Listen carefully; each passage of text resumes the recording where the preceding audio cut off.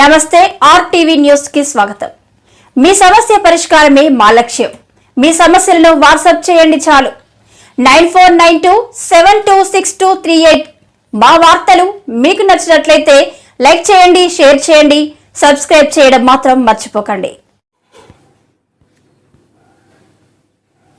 బట్టుమెట్టలో Paderu MLA అభ్యర్థి గిడ్డి ఈశ్వరి ఆధ్వర్యంలో 3 కుటుంబాలు టీడీపీలో చేరిక.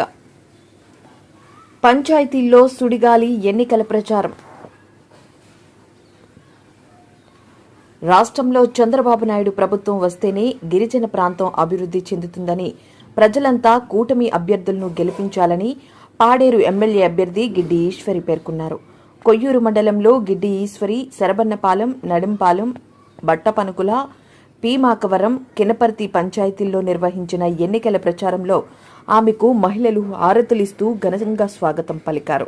ఈ సందర్భంగా గిడ్డి ఈశ్వరి మాట్లాడుతూ రాష్ట్రంలో అరాచక పాలనతో ప్రజలు విసిగెత్తిపోయారని, ఎప్పటికైనా మార్పు రాకపోతే రాష్ట్రం మరింత దుర్భరమైన, దయానీయమైన పరిస్థితుల్లోకి నెట్టవేయబడుతుందని ఆమె అన్నారు.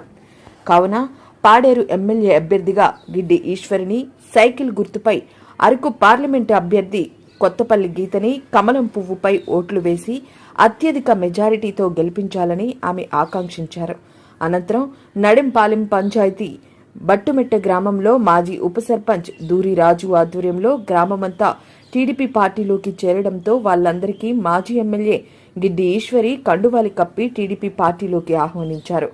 ఈ కార్యక్రమంలో రాష్ట్ర టీడీపీ పార్టీ కార్యదర్శి ఎంవివి ప్రసాద్, మాజీ ఎంపీపీ గొలిసింగి సత్యనారాయణ, మాజీ జడ్పీటీసీ గాడి శ్రీరామ్మూర్తి, మండల పార్టీ ప్రధాన కార్యదర్శి తోట దొరబాబు, బేరా నారాయణరావు, బీజేపీ మండల పార్టీ అధ్యక్షులు మధుకుర్తి అప్పలరాజు, జనసేన, టీడీపీ పార్టీ నాయకులు తదితరులు పాల్గొన్నారు.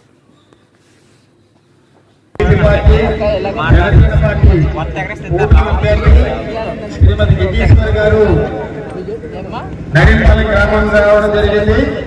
రేపు జరగబోయే ఎన్నికల్లో పోటీ చేసే అభ్యర్థి గిడ్డి గారు, అలాగే కొత్తపల్లి గీత గారు, గిడ్డి ఈశ్వరి గారి గుర్తు సైకిల్. ఈరోజు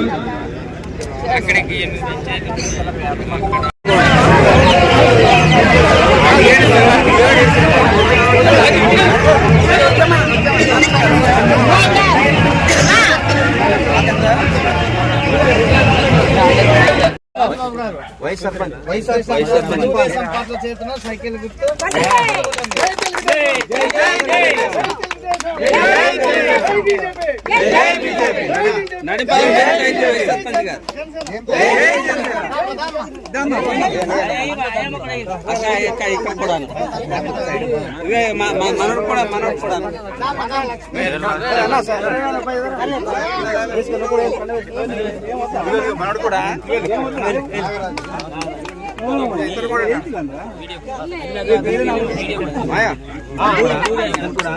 రోజు మనం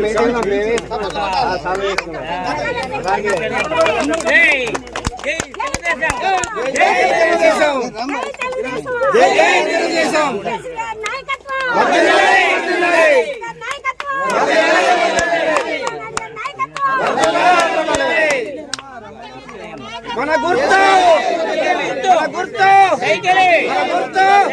మన గుర్తు మన గుర్తు పేర్లు రాయమని ఎవరు జాయిన్ అయ్యారు పేర్లు ఇద్దరు పేపర్ మీద పేర్లు రాసి ఎవరు జాయిన్ అయ్యారు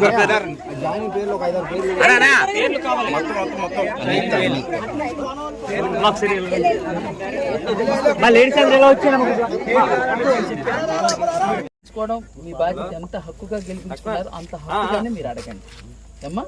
అడిగి వాళ్ళ రాబోయే 5 సంవత్సరాలు సంక్షేమం వైపు వెళ్తాం. థ్యాంక్ యూ అమ్మా.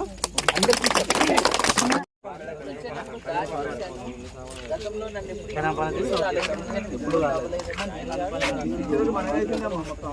కానీ ఈసారి మెయిన్ దారి ఉంది. ఆ దారి మాత్రం ఎట్టి పరిస్థితుల్లో చేసి చూపిస్తాను.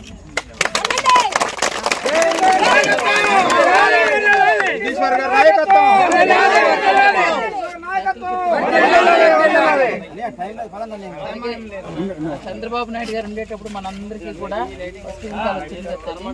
వచ్చిందా? పసుపు కుంకాలు 20,000 వచ్చింది కదా. మరి జగన్మోహన్ రెడ్డి వస్తే రాలేదు కదా తల్లి? చంద్రబాబు నాయుడు గారు ఏమంటున్నారు అసలు 18 సంవత్సరాల నుంచి 50 వాళ్ళందరికీ నెలకి 1,500 రూపాయలు చొప్పున సంవత్సరానికి 18,000 ఇస్తామంటున్నారు. అంటే అప్పుడు పసుపు కుంకాలు 10,000 ఇస్తే 8,000 నుంచి 18,000 ఇస్తున్నారు. అలాగే మన పిల్లలు చదువుకున్న పిల్లలు ఉన్నారు కదా, జగన్ గారు ఏమో ఒక బిడ్డడికే 15,000 రూపాయలు ఇచ్చాడు. కానీ చంద్రబాబు నాయుడు గారు ఏమంటున్నారంటే అలా కాదు, పుట్టిన బిడ్డలు ఇద్దరైనా ముగ్గురైనా తల్లికి తల్లి సమానమే, ఆ ముగ్గురు బిడ్డల్ని చదివించాల్సిన బాధ్యత నాది, సంవత్సరానికి ప్రతి ఒక్కరికి కూడా 15,000 రూపాయలు చొప్పున నేను ఇస్తానని చెప్పి మన చంద్రబాబు నాయుడు ఇందాక నాకు ఒక అమ్మాయి చేశామమ్మా,